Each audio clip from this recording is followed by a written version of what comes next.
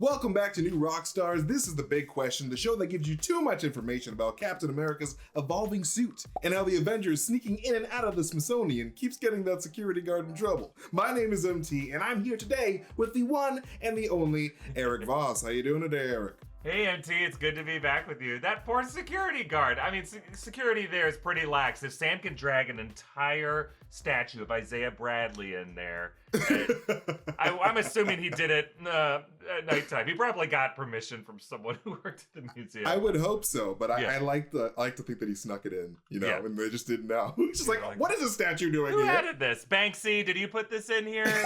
I think it's a Banksy.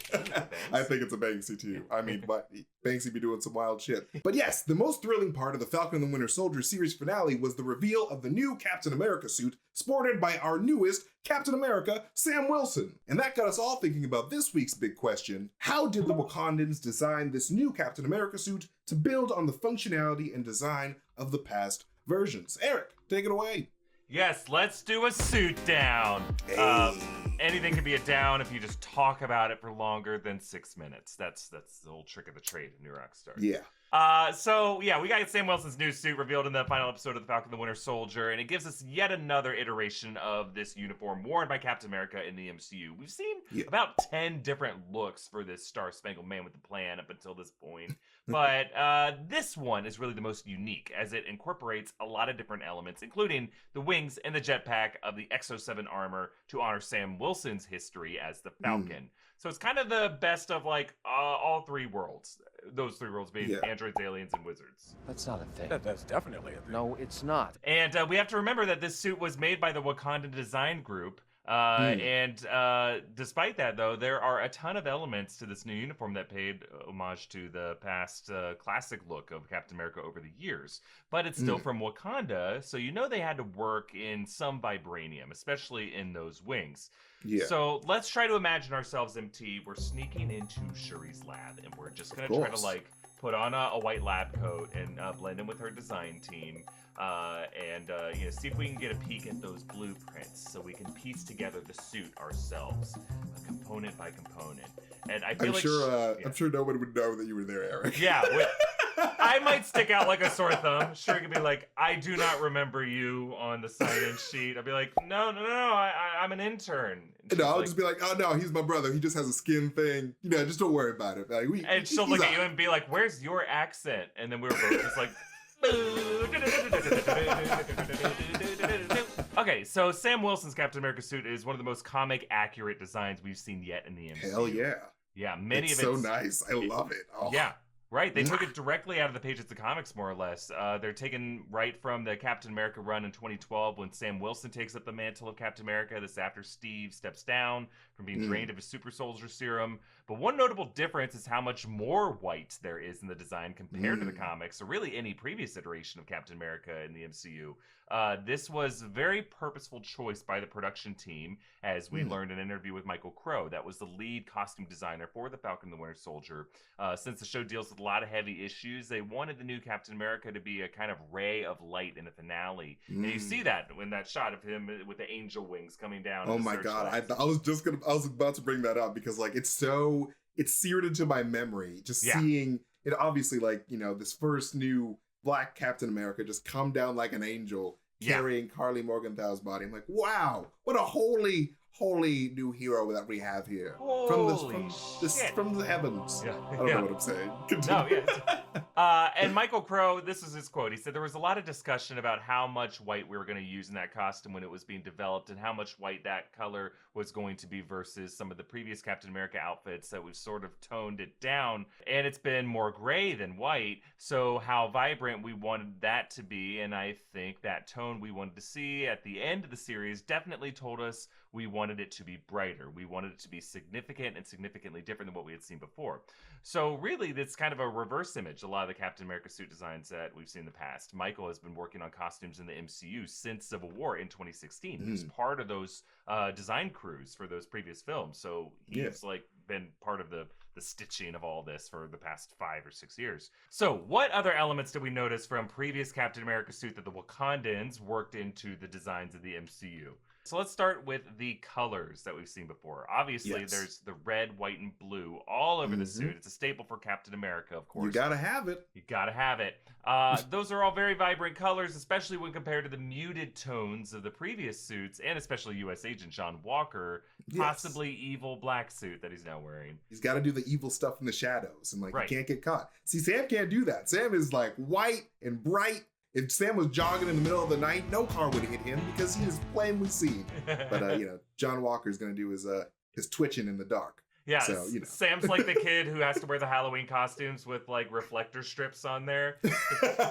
I'm not having my Buzz Lightyear dressed son get hit by a car. It already makes sense as Buzz Lightyear. He's already glowing. And then the brother's like, but I'm Woody. Why does Woody have reflector strips? Like, get out there, get daddy some candy. I mean, we do have Captain America playing Buzz Lightyear in the Lightyear movie that Pixar's doing. It is true. Chris That's Evans very is doing it. true. Yeah. So There's the crossover's already begun. But what I love about the comparison with John Walker is it really is the classic Western black hat versus white hat. You know, they dress the guys in the black hats who are the bad guys. They dress and when you call someone black hat versus white hat now, that's what that means. But let's move on to the shield. So you really can't have a Captain America suit and not incorporate the shield. It's impossible. And the Wakandans did this expertly. That shield connects to the jetpack using similar magnetic locks that Steve Rogers would use to keep the shield firmly on his back. Isn't that what you wanted before it even happened? Yeah. It was just like, I hope you can just kind of throw it back there carelessly and it just... As soon as I saw that, I was like, Eric got what he wanted. Give me those magnets. I love magnets. Yeah, bitch! Magnets! Oh! It's like magic, but real. Now, we first saw these magnetic locks put to use in Age of Ultron when Steve could recall the shield directly to his arm, thanks to Tony's upgrades. He could but Sam's suit has the ability to launch that shield, so Sam can catch it in mid-air, which is great. Another awesome feature the Wakandans include in their design is the ability for the shield to connect seamlessly with the wings, creating a full vibranium bubble that Sam uses to protect that NYPD pilot on the bridge. So he made a dome, and then like they kind of tested it out in the lab to be like, well, will it, wrap around the dome? Like, how tall is it? They had to find another Wakandan who is as tall as Anthony Mackie and test it out and throw helicopters at him until it didn't die. Until they knew that it was safe. So they knew, it was like, okay, scenario. No daylight between that shield and the wings. Nice. Yeah, but I love that scene, that moment in the finale. It's just like, oh man, that thing is durable vibranium if it's taking a hit from a helicopter. But. Oh, and speaking of vibranium, we don't really get any confirmation as to which parts of his suit are made of vibranium, but knowing that the Wakandans built the suit, we have to assume that there must be some vibranium all over that Exo-7 elements of the suit. So the wings are likely made of vibranium since they would need to be as strong as the shield in order for Sam to deflect them that way. We also see these wings stab into concrete with ease, so it's safe to assume that they're made out of vibranium, I would say. Oh, yeah. Otherwise, the Wakandans will be pretty stingy. They're like, we're going to spend all this time building a suit, but it's, we'll give you a quarter's worth of vibranium in there. It's like, yeah, we're running out of vibranium, dog. I don't know what to say. We only have a mountain of it. Sure, he's just Scrooge McDuck swimming through a pool of vibranium Kamoyo beads. Right. It feels good. It feels so good. It's like stress balls. It's the best. Right. It's good on the skin. Now, we can also assume that the jetpack and the red wings are made of vibranium, and maybe even the shirt and pants of the uniform could be composed of that nano vibranium mesh, similar to the Black Panther suits. But we just don't know how much is in there yet. But we had to talk about the star on the chest. So really all of Captain America's suit designs have that big old star in the middle of the chest. It's iconic, and it certainly was not forgotten here. And good on the Wakandans for knowing that. Like, the star is not really our image, but we get that it's important to the Americans, so we'll throw it on. Imagine if they just put like a big old panther on there, like, hey, take it or leave it, all right? Yeah. If you're going to be using the vibranium, every bit of vibranium belongs to us. Sorry. So we get our stamp on it. Like, I'm sure the Wakandan NASCAR driver has panthers all over it. They're very good at branding. They're very good at it. That'd be so. Like, imagine if like they just put like just a bunch of Wakandan like brands on the shield. Like, you're getting the free shields, but like you gotta throw some sponsors on there, like Wakandan soap or like I don't know. Hydra soap ends up on there too. How'd that get on here? What? Hydra soap in Wakanda? Oh, but also on the suit, there's the horizontal white stripes that radiate out from the star. They're similar to the stripes that we saw on the stealth version of the Cap suit in Captain America and the Winter Soldier. But also a callback to the red horizontal stripes on Sam's previous Falcon suit that spread out kind of like Wings did. But then if you move a little bit further down, you get these vertical ab stripes, which is what I've been working on in my fitness journey. And just getting just like some natural abs, because it's just been horizontal lines that are just permanently etched into my gut from having rolls. Even when I stand up straight, it's just those lines are still there. And they've been gradually fading, but some days they come back. And I'm like, how do I just make these vertical lines? They make you look slimmer if they're vertical. Not much luck as of yet. A couple weeks left. But hey, man, I believe in you. You got this, homie. Thanks, man. Okay, but on the suit design, there are these vertical red and white stripes on the abdominal portion. There's a clear nod to a few versions of the Captain America suit that we've seen before, from the cheesy fabric USO version of Captain America the First Avenger during World War II, and then both in the Avengers and Avengers Age of Ultron suits. But even really in Civil War, that suit has some washed out red and white tummy stripes. But let's talk about the cowl. So this cowl was a really tricky thing to figure out for the team who built it. So Sam's version of the Captain America suit does not have the traditional Captain America helmet. I don't know why. Sam's cranium is every bit deserving of protection as I mean, maybe he just likes the way his hair looks. He's like, you gotta show it off. You know what I mean? It's like, at my age, I could be balding, but I'm not. So just check it out, everybody. I got this cut. I'm not gonna flatten this cut. Are you crazy? I mean, like, he's a bird-themed hero, so he's gotta show off the nest. You know what I mean? That's the nest on the top. Just birds nesting in his ears. Like, damn it, I need that helmet. Get it out.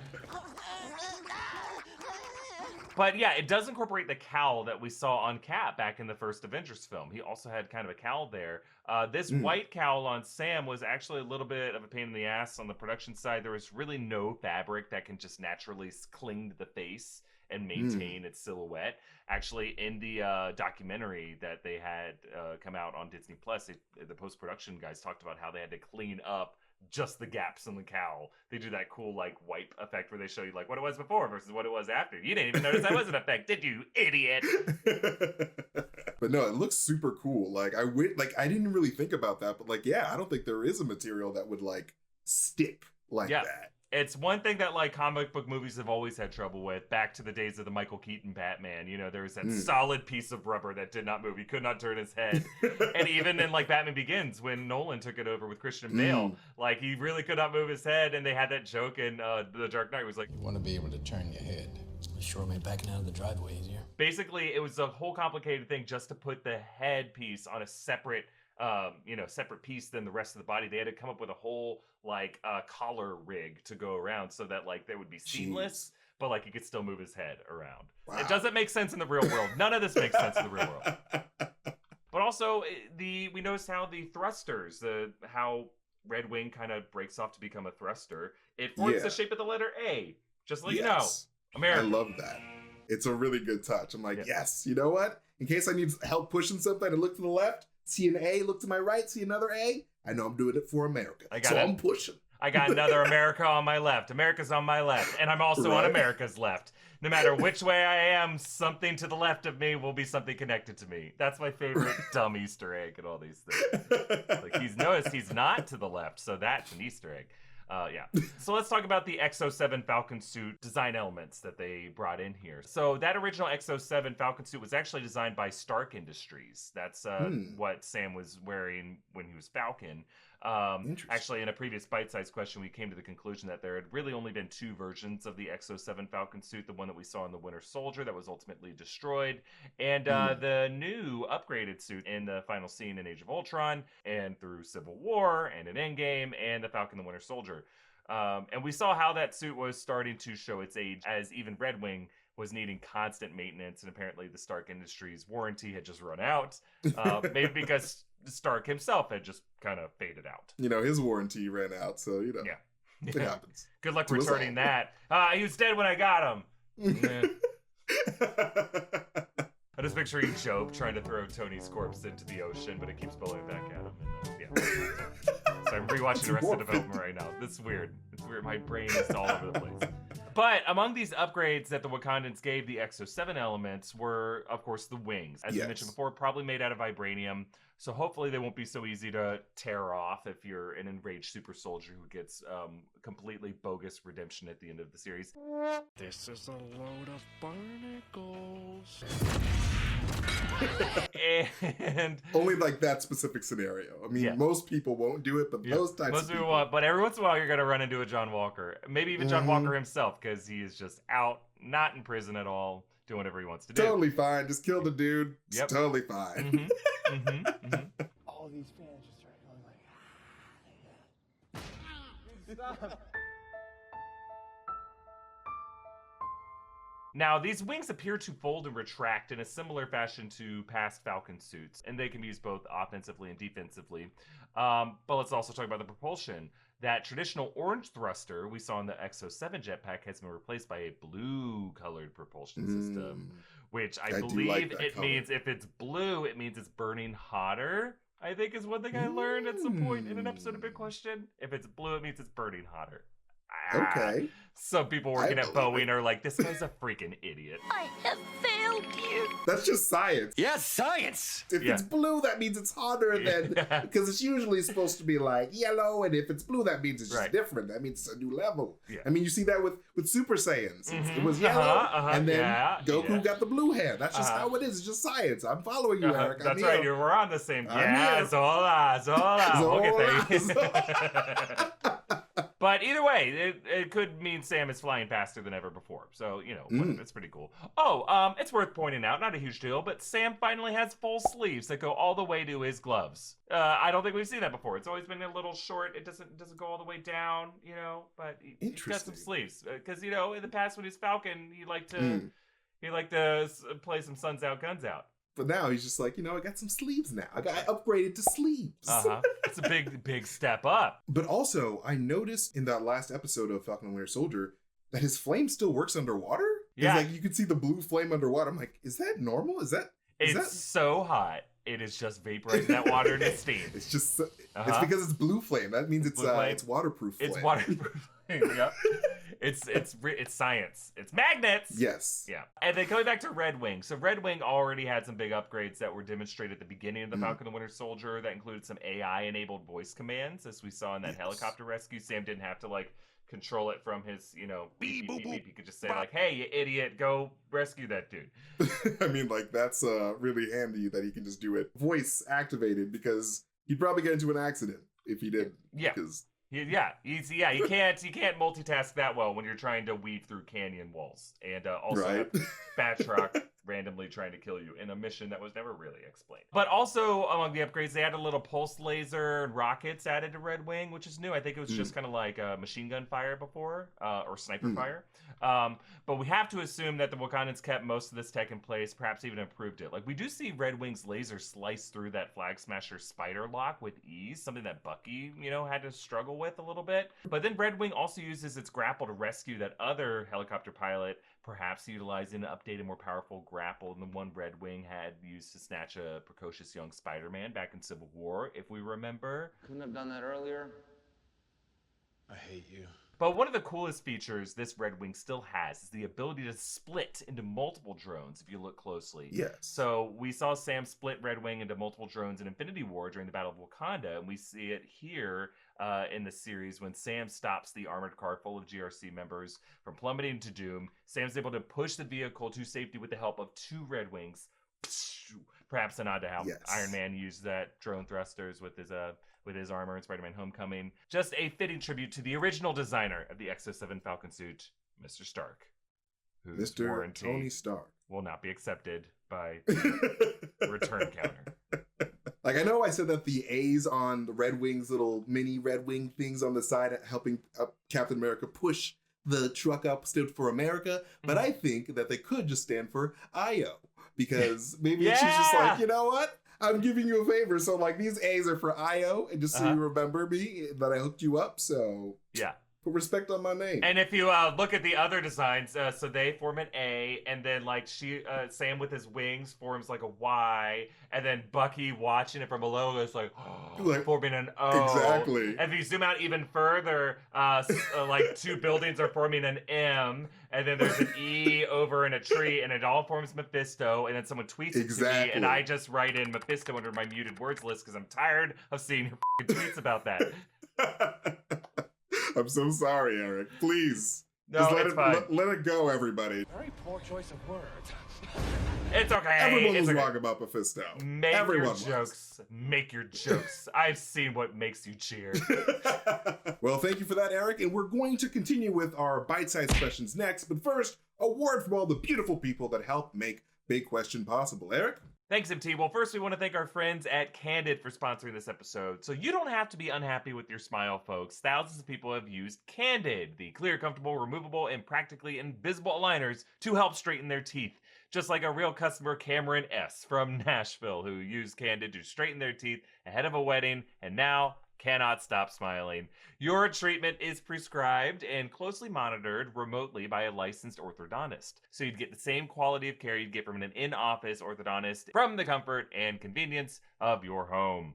With Candid, the same orthodontist who created your plan is with you from start to finish. The average Candid treatment is just 6 months, though you'll start seeing results way before then, and it costs thousands less than traditional braces. Become your best you. Start straightening your teeth today. Right now, you can save $75 on Candid Starter Kit. Go to candidco.com/bigquestion and use the code BIGQUESTION. That's candidco.com/bigquestion, code BIGQUESTION. Take advantage of this limited time offer to save $75 off on your starter kit.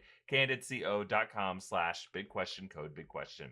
We also want to thank our friends at Imperfect Foods for sponsoring this episode. Every year, billions of pounds of food go to waste because it does not live up to the strict cosmetic standards of grocery stores. Well, Imperfect Foods is on a mission to reimagine the grocery store delivery for a kinder, less wasteful world. They deliver sustainable, affordable groceries, including produce, quality protein, and pantry staples straight to your door. All you have to do is sign up, create your flexible, personalized grocery plan, and then shop online each week and get affordable and sustainable groceries delivered directly to your door. With Imperfect Foods, grocery shopping fits seamlessly into your life, and every week is a tasty adventure. Sign up with Imperfect Foods today to save time, save money, save food from going to waste. And right now, Imperfect Foods is offering our listeners 20% off plus free shipping on your first order when you go to imperfectfoods.com and use the promo code BIGQUESTION. Try Imperfect Foods now, and for a limited time, get 20% off plus free shipping on your first order. Go to imperfectfoods.com and use the code BIGQUESTION to sign up. That's 20% off plus free shipping at imperfectfoods.com. Offer code BIGQUESTION. All right, MT, I want to hear you answer some bite-sized questions now. All right.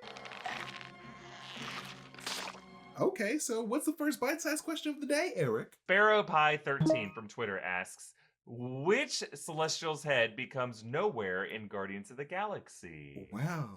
Okay. Well, that's a really great question. And I know a thing or two about Guardians of the Galaxy. And so, in Guardians of the Galaxy Volume 1, we're introduced to Nowhere, a mining colony in the skull of a former Celestial that is also the home of the Collector, everyone's favorite frosted man that likes to collect people. Very rude person, but he lives a life of luxury. Gamora describes Nowhere as the severed head of an ancient celestial being, but we're never actually given a name of who this being was. In the comics, Nowhere first appeared in 2008 in Nova Volume 4, number 8. And the writers of that comic, Dan Abnett and Andy Lanning, were asked about where they came up with the idea of the decapitated head, and they said the severed celestial head was, I think, something that popped out of Andy's mind one day. Similarly, one morning I said, what about a talking Russian dog? And we run these things and develop them together. It's hard to pin down where exactly they originate, which is really fun. I really like that part of the creative process. Like, it must have been so cool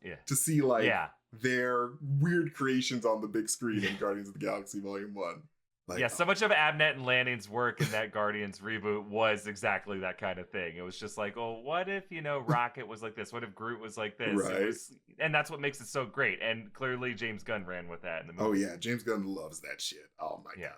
I like people that value weird shit. I'm gonna make some weird shit. Later comics gave a backstory to Nowhere that involved the dark god Null using a symbiotic sword to decapitate a Celestial at the beginning of the universe. And Null would go on to use this floating head as a base where he refined his symbiotic sword into the all-black Necro Sword. A sword that is actually used by Gore the God Butcher, if I'm not mistaken. That's right. Christian Bale's going to be carrying that bad boy around, fighting Thor in Love and Thunder. So, hey, maybe Christian Bale's Gore decapitated Nowhere in the MCU. Who knows? Maybe that's how they'll do it. Yeah, that'd be a cool tie-in if they just simplify it that way. Yeah.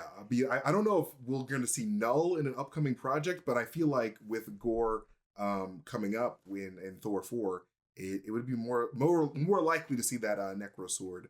And maybe a chopping off of a Celestial head in Thor 4. So, but yeah, we'll have to wait and see whether or not we see Null in an upcoming project and all that gets confirmed. But yeah, that's Nowhere in a nutshell. Well answered question, MT. And I believe there's been some theory saying that skull might be the brain that Ego floated out of, but James Gunn has debunked that theory, as he has many of our theories over the years. Yeah, it definitely cannot be those two. Those are two separate beings. Yeah. Okay, another question that I want you to answer, MT, from Martin on Twitter, who asks, besides Wonder Woman's lasso of truth, are there other enchanted lassos in the DC universe? Oh, okay, Martin. That's a really good question. Let's talk about lassos. Let's talk about You want to talk about lassos, Martin? Let's talk about lassos, okay? Because we're all familiar with Wonder Woman's lasso of Hestia, better known as the Lasso of Truth. And it's a 150-foot-long golden weapon made from Aphrodite's magical waist belt that forces anyone it captures to obey and speak the truth. But it's not the only enchanted lasso in the DC universe. One such magical rope is the Lasso of Persuasion, used by Wonder Girl, aka Donna Troy. Unlike the Lasso of Truth, the Lasso of Persuasion is made of silver, and while it still has the power to make its captive do as the wielder compels them, it only works on those with less willpower than the wielder. And much like the Lasso of Truth, the Lasso of Persuasion is indestructible, which is, even though it's not gold, it ain't gonna break. It ain't gonna break as easy. You know what I'm saying? I love it. Yeah. But there also exists the Lasso of Lightning, used by Cassandra Sandsmark when she was Wonder Girl. The Lasso of Lightning is a golden lariat created by Ares, the god of war. This enchanted lasso is capable of utilizing electrical currents by harnessing the power of Zeus's lightning itself. Super cool. I don't have anything that can do that, so I'm quite jealous. But it can also compel its captives to experience intense rage, depending on how angry the wielder of the lasso currently is, which is super scary, but cool. But it cannot compel people to tell the truth, but it is also indestructible, which is a great perk for any lasso. But we should also mention a oddly named lasso called the Lasso of Submission, which I feel like you could probably get out of your local, adult-themed store. But we won't get into that. But like this Lasso of Submission came from evil Lois Lane, Superwoman from Earth 3, in one of the multiverses created after Flashpoint. The Lasso of Submission can force the person it ensnares to obey commands and even fall in love, which is not cool. You shouldn't use a lasso to make someone fall in love with you. But, I mean, you bind me up in the lasso of the Lasso of Submission, I'm already gonna fall in love, right? Oh, just from the name alone. Okay. Oh man, if someone used I don't think anyone would need to use this Lasso of Submission on me because I just love everyone. I'm not talking about that kind of love, MT. Oh, I'm talking about dirty, stanky, dirty, nasty stanky love. Some people don't call that love. I call it love. I mean, that's making love, Eric. You know what I'm saying? Because why would you make something that it ain't is? Exactly. Can we just say that all DC lassos are weirdly based on bondage, based off of the original Wonder Woman creator who's admittedly into bondage himself? Yeah, it's weird how that's still a thing that has carried on throughout the years, and that's how that's it started. Part of it. Hey, I'm not going to kink shame. If hey, that's your kink, if you're into bondage, go ahead. Get totally locked up. Hey, Genie was locked up in Aladdin, and he's my favorite character in that movie. So hey, it's totally fine. I don't know why I just equated BDSM to the movie Aladdin, but that's what I did. Continuing on, and of course, Wonder Woman eventually obtains this lasso and renames it the Golden Promise because the Lasso of Submission is terrible branding. I don't think that go back to the old name. No, you bring back that submission. that is our bite-sized questions of the day. And I am a child for reacting the way I did. I'm sorry. And so now we are going to move on to my favorite section of every big question, the box of scraps. Box of scraps. Box of scraps. MT, stay with us. But today's box of scraps question is, if you were the head of Marvel Studios for a day, what film would you greenlight that has not been made yet? I love this question because really anything we pitch will probably be made at some point. You know, if you want most likely. whether it's, you want a certain Deadpool sequel or if you want a Blue Marvel movie, they're going to make that movie. They'll get around to it eventually. For sure. So if it were me, I would go back to a movie and just like make another movie that would never get made and pour $300 million into it. I want them to redo, like, not do a canonically rewrite of Endgame because I love Endgame, but I want to see like an Endgame 1.5 story where it's just like every other failed time heist mission that they went on that we just didn't see. Like, I want to see all these other attempts where they try to go back and it was just like too bonkers, too insane. Like, they go to the collector's vault on nowhere because at one point the Reality Stone and the Power Stone were there at the same time briefly for like half an hour. Yeah. And then just some madness there, like Cosmo the dog chases them around and then bites Thor's nuts off or something crazy. I want to see them go back to the first Iron Man or go back to the first Captain America and jump on the plane with Steve Rogers when he's fighting Red Skull and just like fumble the freaking Tesseract around.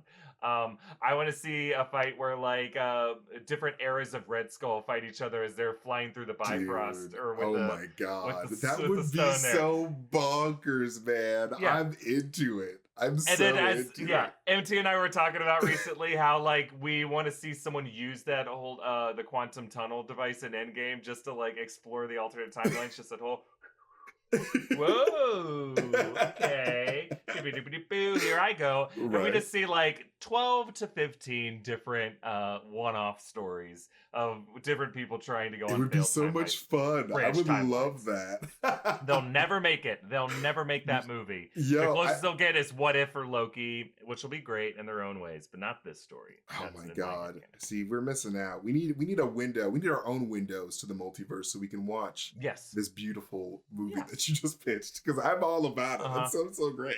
What about you, MT? What's your dream movie? I mean, I feel like I have a zillion dream movies. I guess I'm just gonna go with the one that's been in my mind more recently, because I really want to make a Weird World film. Of like eventually, I think, because like a lot of people don't know the property Weird World. Marvel doesn't really talk about it. But I remember when I first started reading comics, like around the time when that Secret Wars event from like 2015 came out. A little bit after that, they released this Weird World comic. And it's just basically it's a wild like world where like it's fantasy, but like there's crazy elements. Like you're slaying a dragon in a Ferrari with a sword, and like just crazy, like it's crazy stuff from like the multiverse is just crammed into this nonsensical world. And I think that there's a really unique opportunity to potentially do like maybe a Disney Ready Player One type scenario. Because like Disney owns so many different properties. Yeah, they own everything now. So like you could just shove everything and just be like, this is just weird elements from the multiverse into this one weird world. And like I'm just picturing like, you know, the main character of the series that I read of Weird World, Goletta, the Wizard Slayer. She is super, super awesome. And I was like, hey, imagine if she had like Luke Skywalker's lightsaber and she was on Aladdin's magic carpet and she was slaying, like going to fight Maleficent. Like just that type of stuff.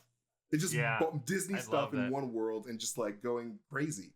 And they can do that considering that Multiverse of Madness is coming up and they're introducing the concept in the multiverse. Yeah. And I just like weird stuff in general. So like even if they don't go the Disney route, like just throw a bunch of multiverse stuff in one world and just have a person from our world go there and just have this adventure. I think it'd be really cool. I would love to see that movie. That sounds amazing. Let's both become heads of Marvel Studio at some point. And you know what? We're gonna do it. You know, Kevin Feige will respond to our letters one of these days. You know, I bet one of these days he has to. He has to. Or we will steal his hats. Exactly. We'll take your hats ransom. But that is it for this episode of Big Question. I want to thank Erik for joining me this episode. It is always awesome talking to you. You are literally one of the best people ever on this planet. So thank you.